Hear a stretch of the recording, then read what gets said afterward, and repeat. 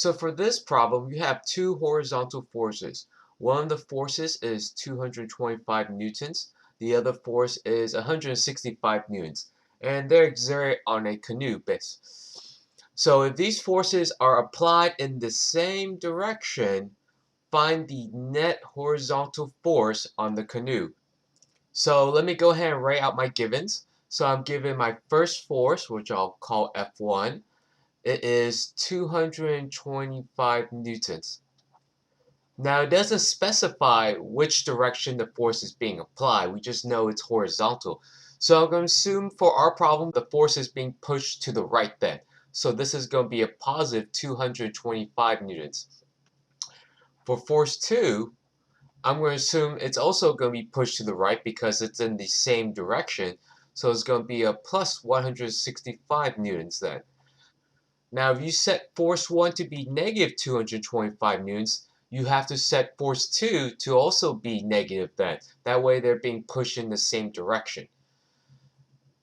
And finally, our unknown is the net force. So I'll go ahead and put net force right here, and that is your unknown. So if I draw a quick free body diagram, I'll represent the canoe with a dot. And there are two forces acting upon it. The first force is pushing to the right, and because the second force is pushing the same direction, another arrow would be drawn pointing to the right, but would be shorter because it has a lower magnitude. So this is my force 2 then. So our equation that we're going to be using for this problem is the sum of the forces. So we're going to put the net force is equal to force 1 plus force 2 then. And so there's not much to rearrange because the net force is already isolated already. So we're going to just put F1 plus F2, and that's it. We can move on to the next part then. So substituting the values into our equation, we have the net force is equal to force 1 plus force 2. We'll go ahead and plug in our values. Force 1 was 225 newtons. Force 2 was 165 newtons. We'll go ahead and add these two numbers up. Adding them up gives us 390.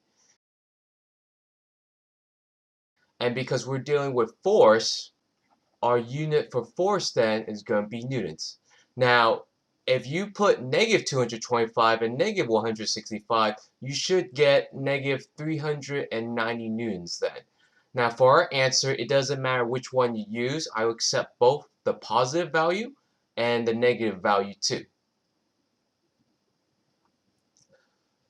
So let's go ahead and double check our answer. The net force in our problem is 390 newtons. Or you got negative 390 newtons then. So let's go ahead and double check our answer. First, are the units correct? In our case, the units is newtons because we're dealing with force. Does the sign make sense? Well, in our case, the sign doesn't matter too much as long as you get the magnitude correct. And we do have 390 for both. And finally, is the magnitude realistic? Meaning that it's not too small. In our case, 390, that's kind of close to 225 and 165.